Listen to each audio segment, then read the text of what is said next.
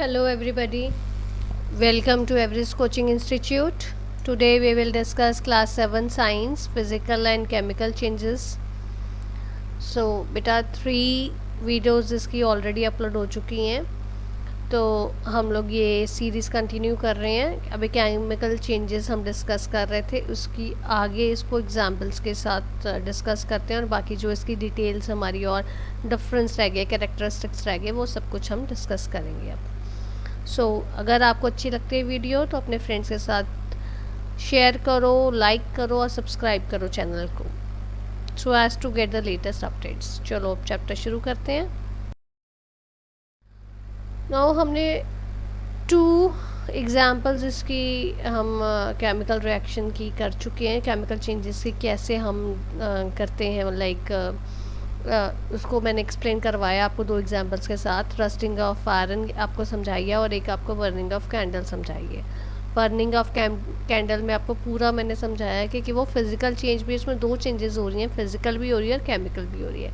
अगर आपको पेपर में क्वेश्चन आ जाता है तो आप कैसे उसको अटेम्प्ट करोगे. सो अब हम थर्ड एग्जाम्पल के साथ समझते हैं.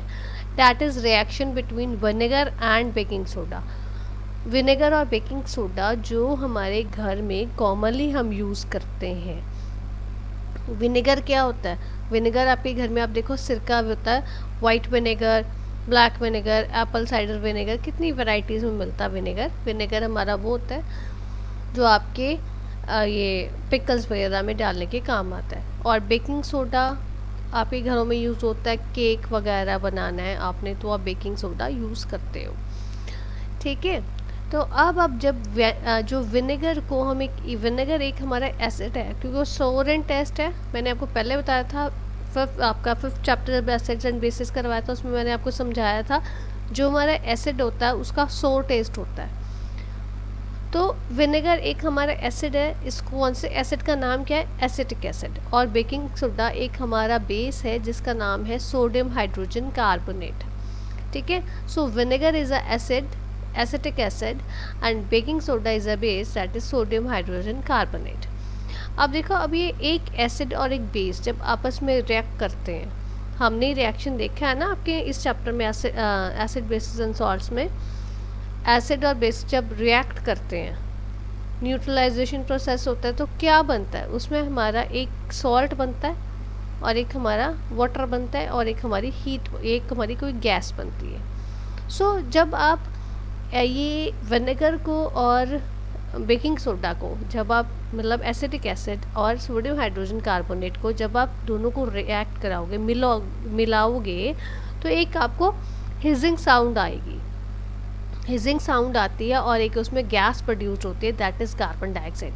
इसको अगर हम केमिकल रिएक्शन में शो करें तो आपका कैसे आएगा? Acetic acid plus sodium hydrogen carbonate gives rise to sodium acetate. Sodium acetate क्या है हमारा? Sodium acetate is your salt plus carbon dioxide plus water. ठीक है.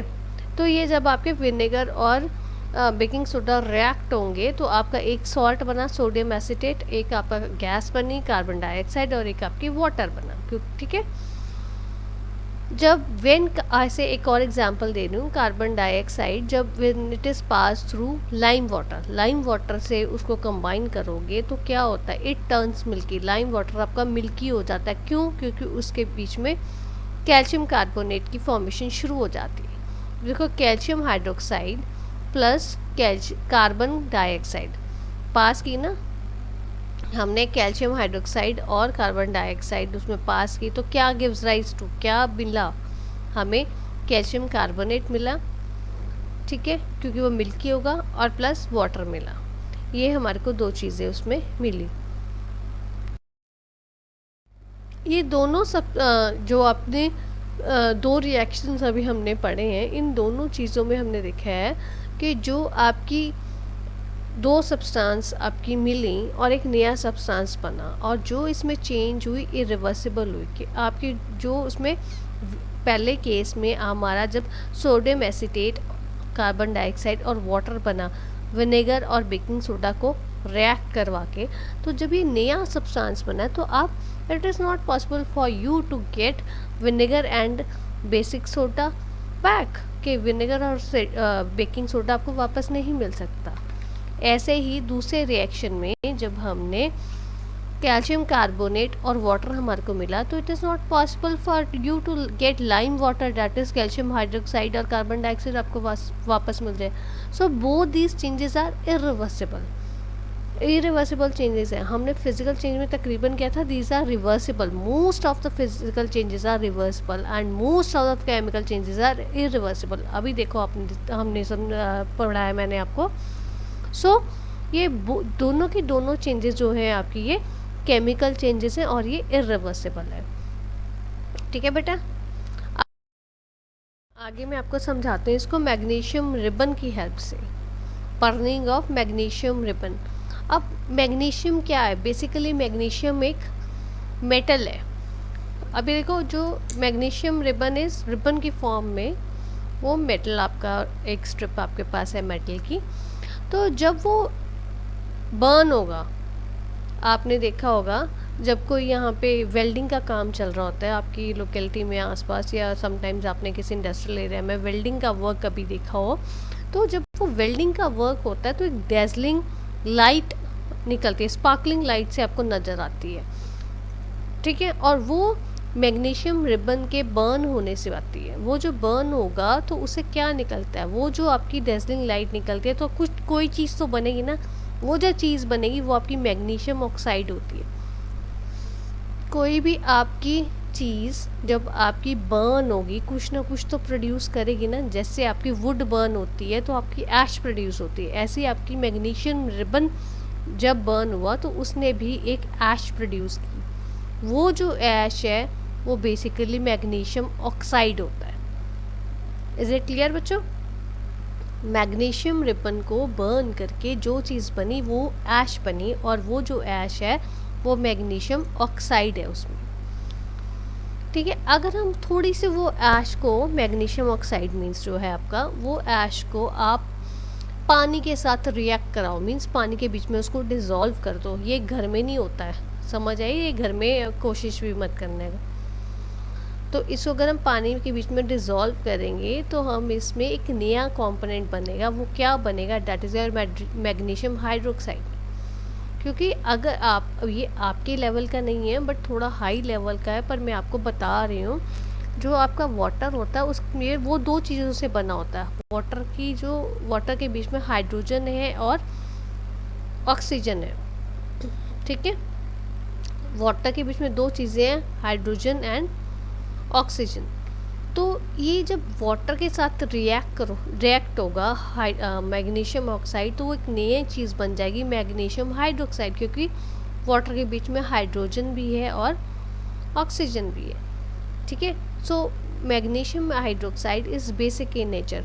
जो आपका ये बना सब्सटेंस नहीं बनी, जो कौन सी नहीं बनी है, वो मैग्नीशियम हाइड्रोक्साइड है। वो एक बेसिक है, बेस्ड है, बेसिक इन नेचर है। एसिड बेसिस थे ना जैसे, वो बेसिक इन नेचर है। तो अगर आप इसको दोनों जो मैंने आपको समझाई हैं पॉइंट्स ऊपर, उनको अगर आप रिएक्शन के फॉर्म में करना चाहो तो ऐसे लिखोगे, जैसे मैग्नीशियम रिबन प्लस ऑक्सीजन। हवा में ऑक्सीजन तो होती है, आपको पता है oxygen is helpful for burning, oxygen आपकी हेल्प करती है बर्निंग में। तो मैग्नीशियम रिबन प्लस ऑक्सीजन क्या gives rise to? Magnesium oxide. In the same way जो आपका मैग्नीशियम ऑक्साइड बना, उसको अगर आप वाटर के साथ रिएक्ट करते हो, डिज़ोल्व करते हो, तो then it will give rise to magnesium hydroxide. ठीक है बेटा?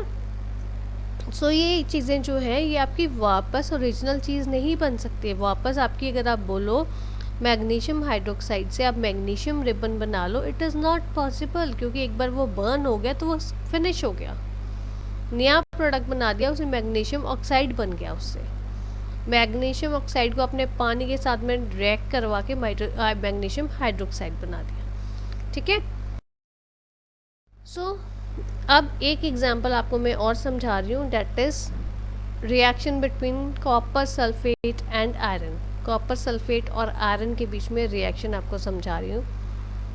वो देखो, कॉपर सल्फेट जो है आपका वो ब्लू कलर का होता है, राइट? और जब एक आयरन का ऑब्जेक्ट उस कॉपर सल्फेट की सोल्यूशन में डाल दोगे जो ब्लू कलर का है, उसके बीच में आपने कुछ आयरन ऑब्जेक्ट डाल दिया तो डिस्प्लेसमेंट रिएक्शन अकर होता है। अब आप पूछोगे ये नया वर्ड आ गया, डिस्प्लेसमेंट रिएक्शन होता क्या? आपके लेवल पे मैं आपको सब इतना समझा रही हूँ, आप सिर्फ इतना ही समझो, ज़्यादा डिटेल में जाने की ज़रूरत नहीं है। डिस्प्लेसमेंट रिएक्शन क्या होता है? एक आपका जो टू सब्सटेंसेस हैं, एक सब्सटेंस आपकी ऑब्जेक्ट या सब्सटेंस कुछ भी कह लो, वो आपका हाईली रिएक्टिव है, वो उसका रिएक्शन लेवल हाई है और दूसरे का कम है। सो जो ज़्यादा हाईली रिएक्टिव है वो कम वाले को ओवरकम कर लेगा, ठीक है। अब इस केस में आयरन और कॉपर में से ज़्यादा रिएक्टिव कौन सा है? आयरन है। तो आपने ये चीज़ ध्यान लगा के चलनी है, आयरन और कॉपर की जब डिस्प्लेसमेंट होगी तो कौन किसकी जगह लेगा? ज़्यादा रिएक्टिव कौन है? आयरन है। तो कॉपर की जगह किसने ले लेनी है? आयरन ने, ठीक है बेटा। एक बार फिर समझाती हूँ। डिस्प्लेसमेंट में क्या होता है, जो आपकी हाईली रिएक्टिव मेटल है, ऑब्जेक्ट है, वो आपका लेस रिएक्टिव ऑब्जेक्ट को ओवरकम कर लेता है, उसको अपने अंदर दबा लेते हैं। तो उस केस में क्या हुआ? इन केस में क्या है, आयरन और कॉपर में से आयरन हाईली रिएक्टिव है। सो अब मैं फिर से आपको एग्जांपल समझाती हूँ, शुरू होते हैं। अब जो कॉपर सल्फेट है वो ब्लू कलर का है, ठीक है।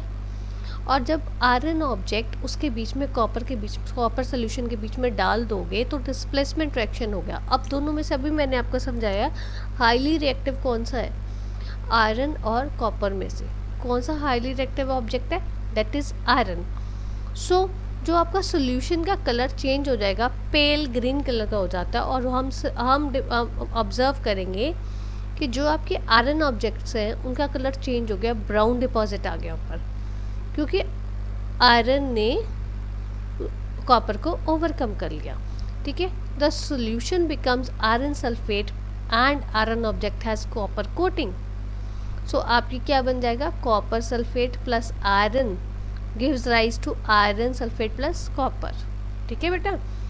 किसने किसको ओवरकम किया? आयरन ने सल्फेट को ओवरकम कर लिया, इसलिए आपने जो एरो के राइट साइड पे कॉपर सल्फेट की जगह आयरन सल्फेट लिखा है।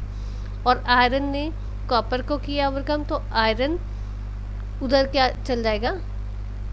आयरन इधर लेफ्ट साइड पे कॉपर को आयरन ने ओवरकम किया है, तो आयरन की जगह कॉपर ने ले ली और कॉपर की जगह आयरन ने ले ली, ठीक है बेटा। तो इसको एक डायग्राम की हेल्प से समझा रही हूँ। ये देखो, घर में एक्सपेरिमेंट नहीं होते हैं, ये हमने लेबोरेटरीज में ही होते हैं, तो इसीलिए मैंने पिक ही लगाई है उठा के। ये देखो, फर्स्ट बीकर में जो है आपकी, ये जो आपका फर्स्ट बीकर है, इसमें हमारी कॉपर सल्फेट सोल्यूशन है जो ब्लू कलर की है। इसके बीच में आयरन ऑब्जेक्ट्स, हमने आयरन नेल्स डाल दिए, ठीक है। उसके बाद में थोड़ी देर बाद में हमने ऑब्जर्व किया कि वो पेल ग्रीन कलर का सोल्यूशन हो गया, और जो आयरन नेल्स के ऊपर ये आपकी कॉपर की कोटिंग आ गई, ठीक है। यही हमने उसमें समझा है ना? ओके बेटा, हम देखेंगे कैरेक्टरिस्टिक्स ऑफ केमिकल चेंजेस। अब केमिकल, जैसे हमने फिजिकल चेंजेस की हमने कैरेक्टरिस्टिक्स किए थे, मैंने आपको 3-4 एग्जांपल्स पहले समझाई थी, फिर आपको मैंने फिजिकल चेंजेस से कैरेक्टरिस्टिक्स बताए थे। ऐसे ही अब केमिकल चेंजेस से कैरेक्टरिस्टिक्स हम लोग डिस्कस करेंगे। First is new substance with different chemical properties are formed. मैंने आपको बताया था ना, इसमें केमिकल चेंजेस में क्या होता है, नई चीज़ बनती है, नई सब्सटेंस बनेगी और जिसकी ओरिजिनल से डिफरेंट केमिकल प्रॉपर्टीज़ होती है। जैसे आपको मैंने समझाया था, वुड को आपने बर्न किया तो ऐश बनी। वुड की प्रॉपर्टीज़ और ऐश की प्रॉपर्टीज़ बिल्कुल डिफरेंट है, और ये तकरीबन ये परमानेंट इन नेचर होता है केमिकल, क्योंकि एक बार जो आपकी चीज़ जल गई वो वापस ओरिजिनल स्टेट में तो आएगी नहीं, and can not be reverse bye simple physical methods. Physical method से, सिंपल फिजिकल मेथड से आपके नहीं ऐसा कि जैसे आपकी फ्रीजिंग, मेल्टिंग, बॉइलिंग, इनसे आपकी वापस नहीं आएगी, ठीक है। And large amount of energy is इधर एब्जॉर्ब्ड और इवॉल्व्ड इन दिस चेंज। इसमें बहुत सारी एनर्जी या हमारी एब्जॉर्ब होती है या हमारी बनती है। ये आपके केमिकल चेंजेस के कैरेक्टरिस्टिक। बात करते हैं चेंजेस और केमिकल चेंजेस का। तो ये देखो, इसमें डिफरेंस जो अभी तक हमने पढ़ा है, हमने वो ही इसमें लिखना है। So first is in physical change only physical properties such as color, physical state, shape etc. are changed, chemical properties remain unchanged. सिर्फ physical change properties change होती है कि physical change में आपकी chemical properties को कोई effect नहीं होता. और chemical change में the chemical composition and chemical properties of the reacting substances undergo change. chemical properties हमारी change हो जाती हैं. फिज़िकल चेंज में कोई न्यू सब्सटेंस नहीं बनता है और केमिकल चेंज में हमारा वन या एक से ज़्यादा मोर सब new substances are formed. The original form of substance can be obtain by simple physical methods in physical change. हमारी बॉइलिंग, फ्रीजिंग से हमारी मेल्टिंग, उनसे हमारी दोबारा ये चीज़ जो है फिजिकल ओरिजिनल फॉर्म आ सकती है. But it is not possible in the case of chemical change. Simple physical method से ये नहीं आता, ये हमने अभी डिस्कस करके आते हैं. और फिजिकल चेंज जो है आपकी टेम्परेरी चेंज है. It can be easily reversed by reversing the conditions. हो सकते हैं, रिवर्सिबल होती है ना ये फिजिकल चेंज. और केमिकल चेंज है वो परमानेंट इन नेचर है. It can not be reverse just by reversing the conditions, क्योंकि एक बार जो चीज़ जल गई वो जल ही गई, वापस नहीं आ सकती वो. एनर्जी इज़ नीदर इवॉल्व्ड और absorbed in physical change and energy is either evolved और एब्जॉर्ब्ड इन केमिकल चेंज. उसमें हमारी इवॉल्व और एब्जॉर्ब होती है केमिकल चेंज में, और एनर्जी आपकी फिजिकल चेंज में ना इवॉल्व होती है ना एब्जॉर्ब होती है. ठीक है बेटा. So this is all about today's video. If you find any difficulty, give your feedback in the comment box. Thanks for watching.